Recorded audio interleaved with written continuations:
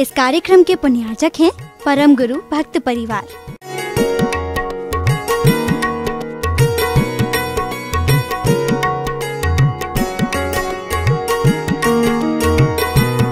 गृहस्थ जीवन जीने के लिए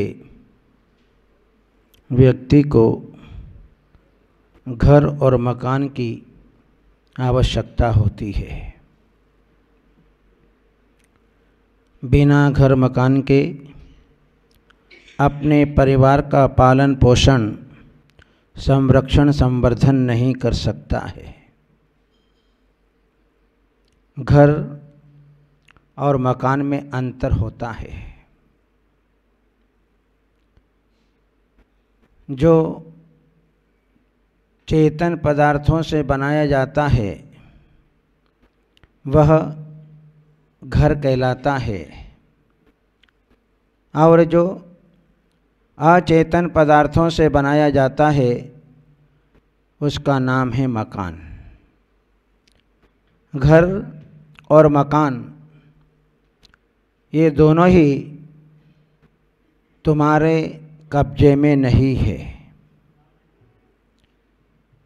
जिस मकान को तुमने बहुत मेहनत परिश्रम पुरुषार्थ करके खड़ा किया, हाड़ तोड़ मेहनत भी की, लेकिन वह घर वह मकान तुम्हारे अंडर में नहीं है। तुम तो जितना तुम्हारे घर का अंदर का भाग है बस उतना ही तुम्हारा है, बाहर कुछ भी नहीं। जिस घर में आप निवास करते हैं, इंसान अपने जीवन में स्वर्ग के सपने देखता है। दो प्रकार का स्वर्ग होता है, एक धरती का स्वर्ग और दूसरा जहाँ पर देवों का निवास होता है वह स्वर्ग। ये दोनों स्वर्ग, पहला स्वर्ग जो कि हमारे दृष्टिगोचर है,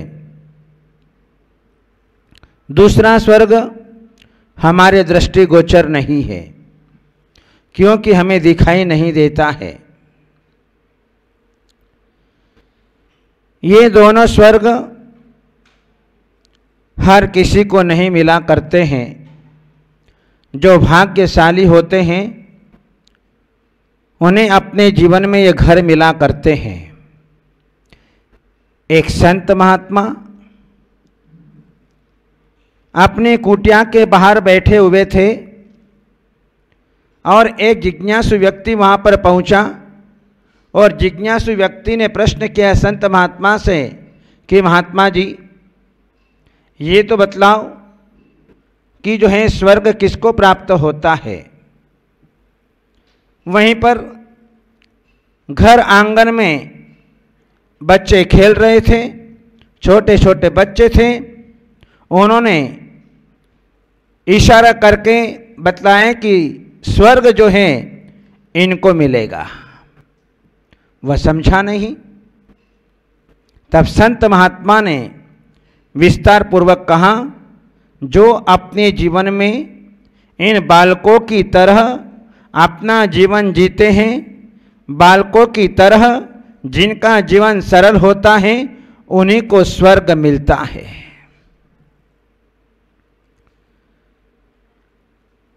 हम अपने जीवन में कर्म कैसे भी करें, लेकिन हर इंसान अपने जीवन में स्वर्ग की इच्छा करता है कि स्वर्ग मेरे हाथ में आ जाए।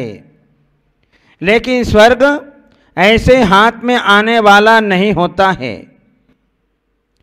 यदि हम अपने घर को स्वर्ग बनाएं तो निश्चित ही हम देवों का जो स्वर्ग है उस स्वर्ग को प्राप्त कर सकते हैं। धरती का स्वर्ग कैसे मिले? तो उसके लिए कहा न्यूनतम लेना और अधिकतम देना और श्रेष्ठतम जीवन जीना। ये 3 सूत्र जिस प्राणी के जीवन में हैं वह अपने घर में स्वर्ग बसा सकता है। अभी तो हम न्यूनतम लेते नहीं, अधिकतम देते नहीं और जो है श्रेष्ठतम जीवन नहीं जीते, जिसके कारण हमारा घर स्वर्ग बन ही नहीं सकता। धरती का जो स्वर्ग है और उसका मतलब होता है कि हम अपने घर को, धरती को स्वर्ग कैसे बनाएं। जिस व्यक्ति ने घर को स्वर्ग बना लिया वह प्राणी अपने जीवन में उस स्वर्ग को प्राप्त कर सकता है। स्वर्ग मोक्ष उसके लिए कोई दूर नहीं होता है। धरती के स्वर्ग का मतलब है कि घर को स्वर्ग बनाना। राजा सिद्धार्थ का घर, नाभि राजा का घर स्वर्ग जैसा था, क्योंकि नाभि राजा का घर, सिद्धार्थ राजा का घर स्वर्ग जैसा था, इसलिए तीर्थंकर महावीर अवतरित हुए। आज तो हमारा घर नरक जैसा हो रहा है और जहाँ पर नरक जैसा वातावरण होता है वहाँ पर स्वर्ग की कल्पना नहीं कर सकते हैं। हमारा घर स्वर्ग है या नरक, ये स्वयं फैसला स्वयं करना। जिस घर में रात्रि भोजन हो रहा है तो समझना हमारे घर में दया निकलती चली जा रही है और वहाँ का हिंसा का पोषण हमारे घर के अंदर हो रहा है। जिस घर में तलाक दिया जा रहा है, विधवा विवाह का पोषण किया जा रहा है, जहां सद्वा विवाह किया जा रहा है, तो समझना तुम्हारा घर नरक है।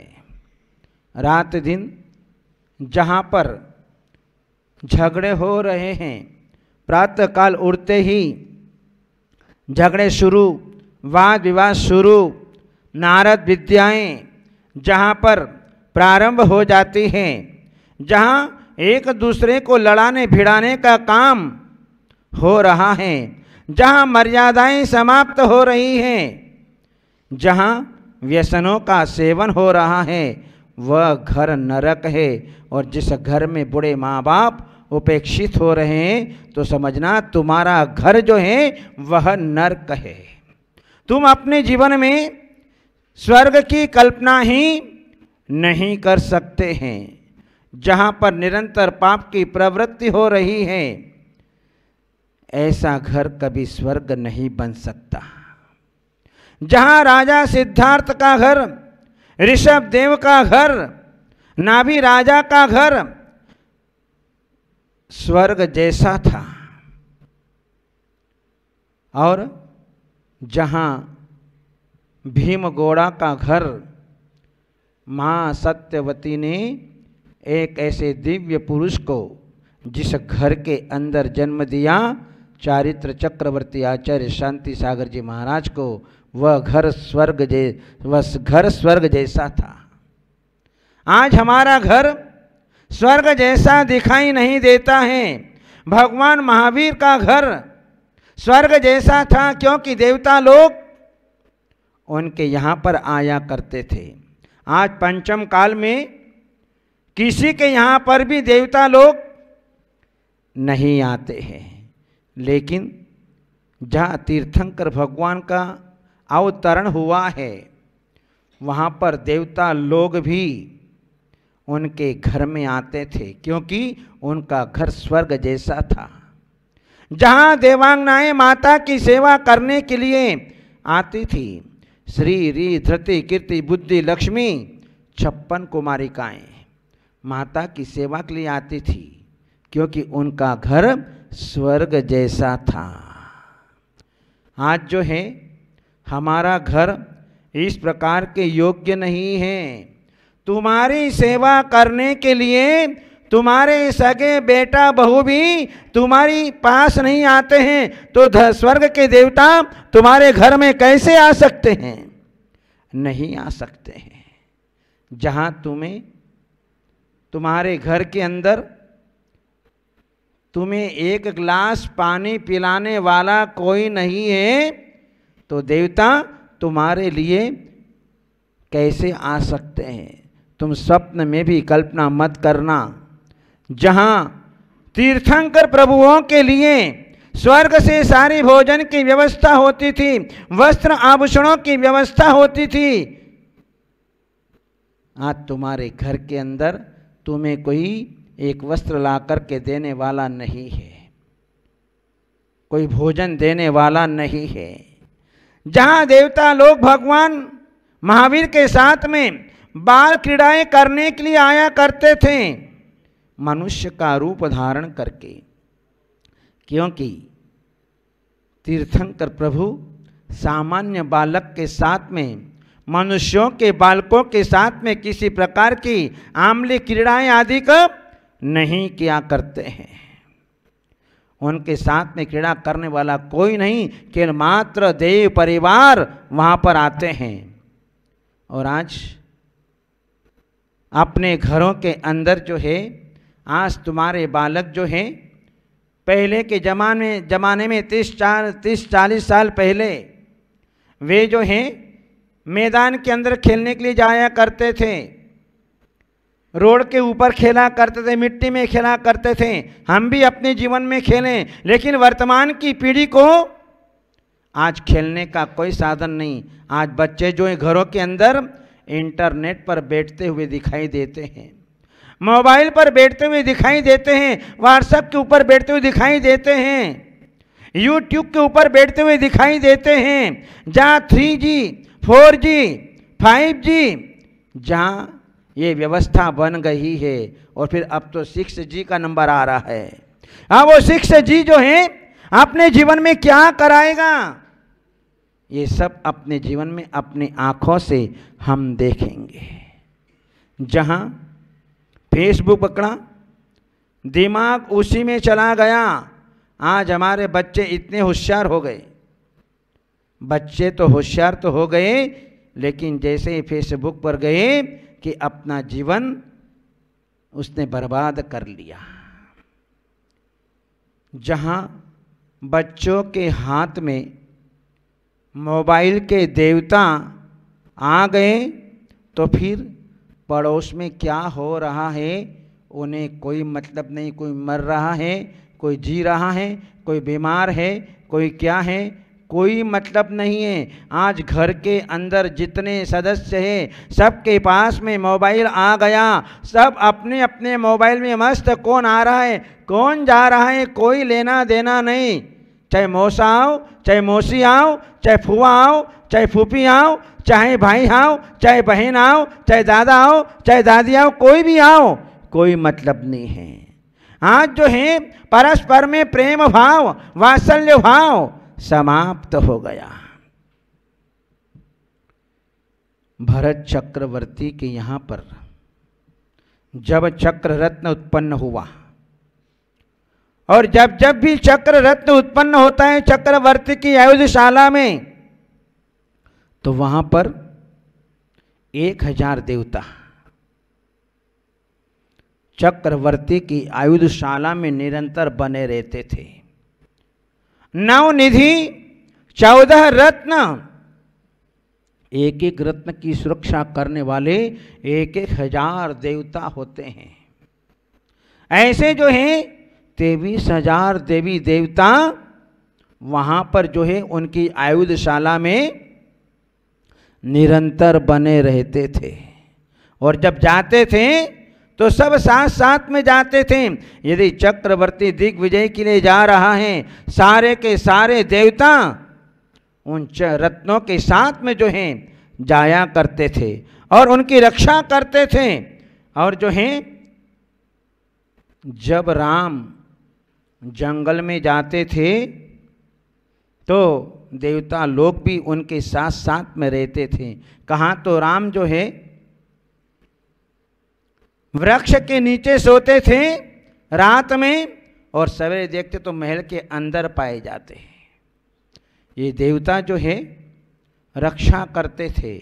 आज जो है तुम्हारे लिए तुम्हारा कोई मोबाइल, तुम्हारा कोई व्हाट्सएप, तुम्हारा कोई फेसबुक, एक भी देवता रक्षा करने वाला नहीं होता है।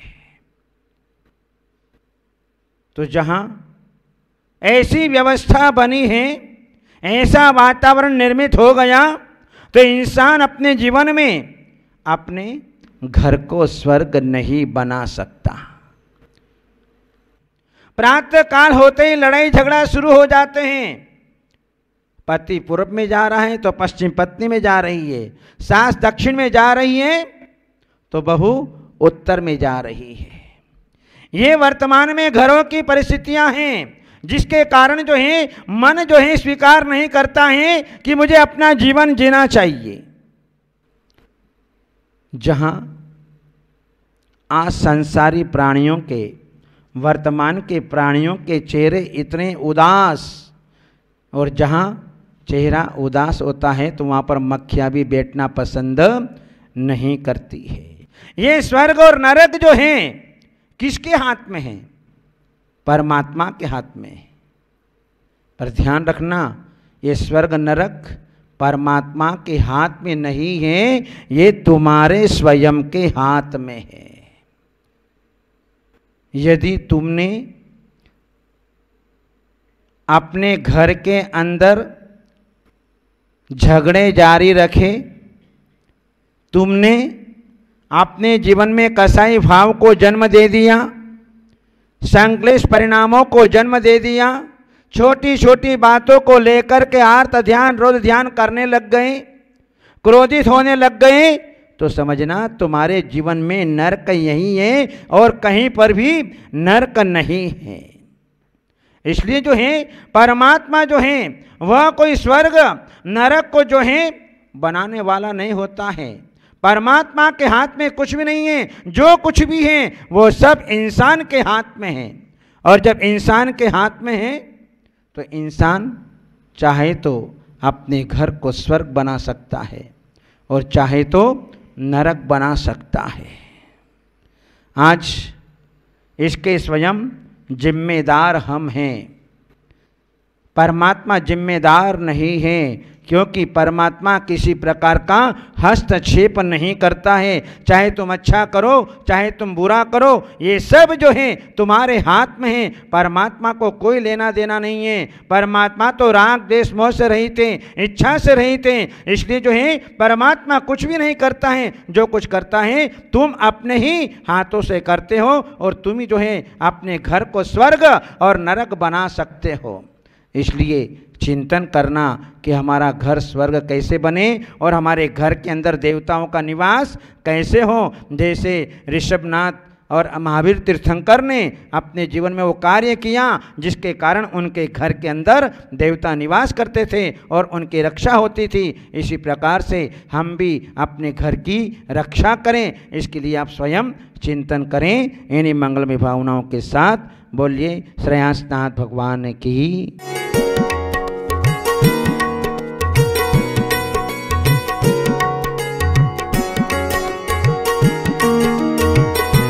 इस कार्यक्रम के पुण्यार्चक थे परम गुरु भक्त परिवार।